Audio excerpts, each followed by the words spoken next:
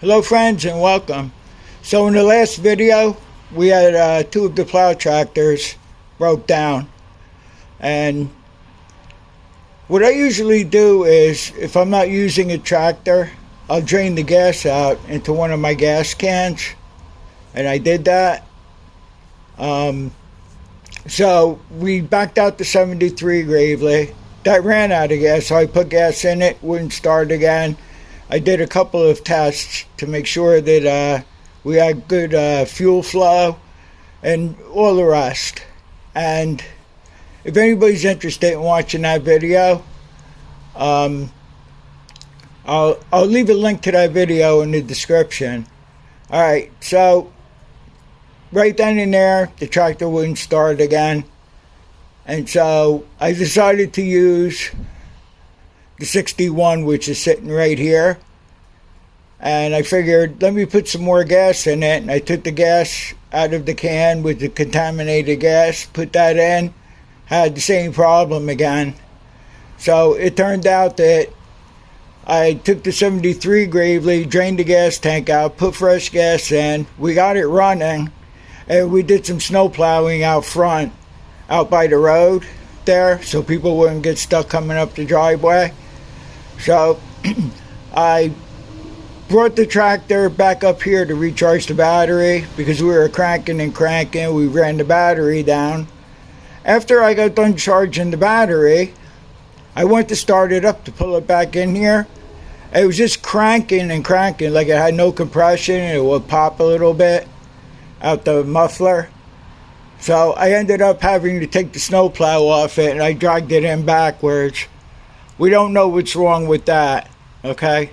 So then we changed the gas in this, and we were able to get this one running again. But the problem that we're having with this now, it's working now.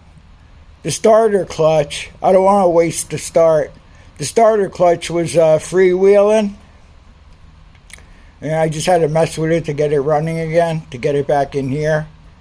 It was a very, very cold day that day, so I don't know what happened. I did have trouble with this starter clutch when we first got the tractor back in March. And I just took the nipple out of here. That's the nipple where you can take the chain off and pull start it. I took the nipple off there. I just sprayed some brake clean in there, and then I sprayed some WD in there, and I never had a problem with it. Now, whether the cold had a lot to do with it that day, I don't know whether it did or not. It shouldn't have been, even if it was cold out, it shouldn't have been freewheeling like it was. So I do have two spare starter clutches up on the bench where I have all the Gravely stuff over here. And I know one of the clutches, I took it apart and serviced it, because in the meantime I had another tractor where the starter clutch was freewheeling, and I took that off, and I did that on camera.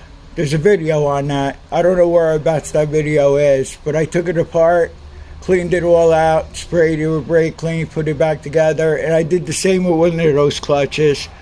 So one I did it to, and there's another clutch I did not do it to.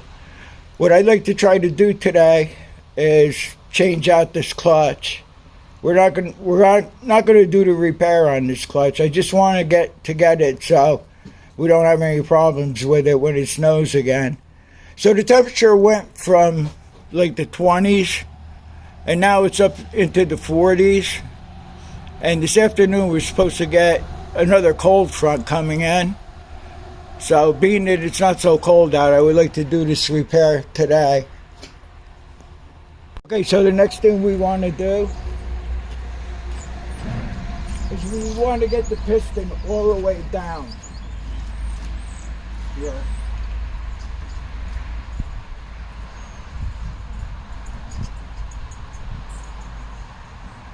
Yeah, that's about it here. Because we have to do the rope trick to get the clutch off. So I won't do this on camera, but I have to stick all this rope down the hole in there so we can lock the engine up, so we could break the clutch loose from the crankshaft. And now the next thing we'll do is I'm going to loosen the 2 starter bolts, slide the starter down, get the chain off.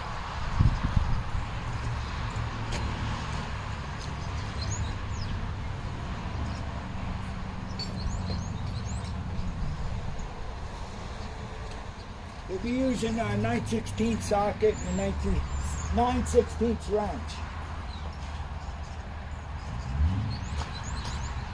to do that.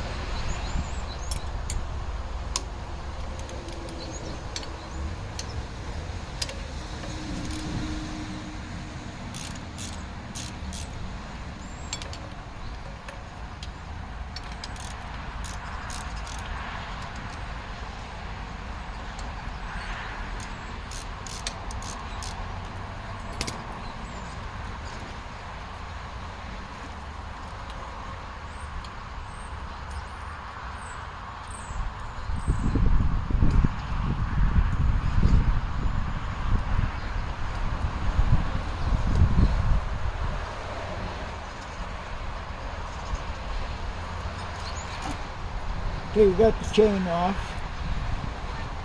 And now I'm just going to take the time and shove the rope down into the cylinder. I made a socket for this once. It's not like you could use a regular 6-point or 12-point socket. I had to slit the socket. And I also put a hose clamp around the socket. I used it about 3 or 4 times and it finally snapped.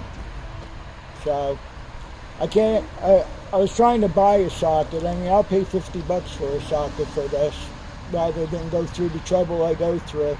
Alright, so I stuffed all that rope down there, which took a while. I left about 6 inches hanging out the top. So let's see if we can get this thing to come loose. I got the big adjustable wrench here, but now this is in a position, which it always ends up being, where it's like, here, let me put the wrench on this one. No, that's worse.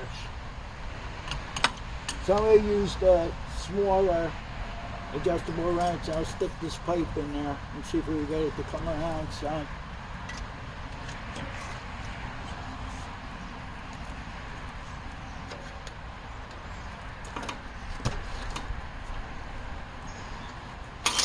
I think we got it. I used to do another thing too. I used to put a wrench on here and just hit it with like a small sledgehammer. I broke a couple of wrenches doing that like that. So then I just chose to do it this way.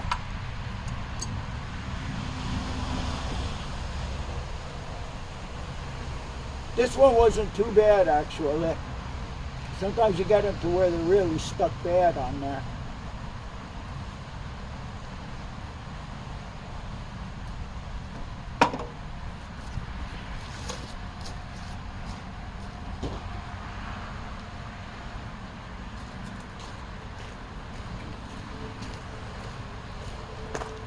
On both of these, this new phone I bought with this camera, it's a hunk of junk. Alright, so you're supposed to be able to turn this here one way, and on both of the clutches that I had, I couldn't, so I just stuck this in the vise, and then I was able to break it loose to come off.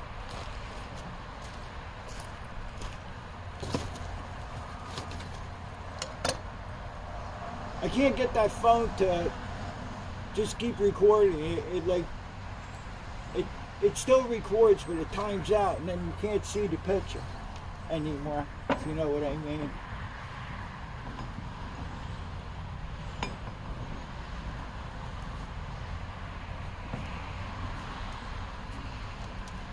Alright, so I'm going to leave the rope in there. This clutch seems to be alright. I didn't check the other one to break it loose, like I was telling you before, to make sure it worked. But I just picked this clutch here. It's a 50-50 chance, which I don't have any luck with usually. But we'll see what happens. Alright, so I'm going to shut you off for now. I'll tighten this thing up.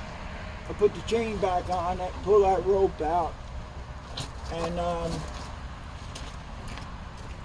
we'll see if it starts. Okay, so we have it all back together. I forgot to mention, disconnect the battery when you're working with the starter. I didn't. I knew better too, but I did do a little welding before. Well, I was trying to pry the starter up to make it tight, make the chain tight. So this seems to be okay. So that seems to be all right now. Okay, so back to the 73 here. We're not going to jump to any conclusions. I'll do all the tests. For all I know, the thing might start today. I don't know. I check for spark. Check the gas, make sure it's getting gas and so on. Like I said, the thing was cranking over really fast. So I'm thinking it's a compression issue. I don't know why it should be. These engines, after you rebuild them, usually last about 20, 25 years. And that's using them a lot, you know. And we didn't use this that much. So whatever happened, happened. Another thing that I should have done is I have the 1967 Gravely. It was my primary plow tractor back there in the corner. And I should have actually put it in line here. Where my father's 56 is, I should have had the 67 there, just in case. I never had two tractors break down at once, but I guess it'll happen. It happens, you know. The 61, that wasn't too bad. At least we got a, you know, decent day as far as temperature went to do that, and it should be okay. I guess that's going to be it. I guess the next time I'll see you, we'll be plowing, unless something else breaks. That's always possible. But I hope you got something out of this, you guys that own these tractors. And thanks for watching. And I'll see you all on the next one. And I might put this out New Year's Day. It's like 2 days before New Year's Eve.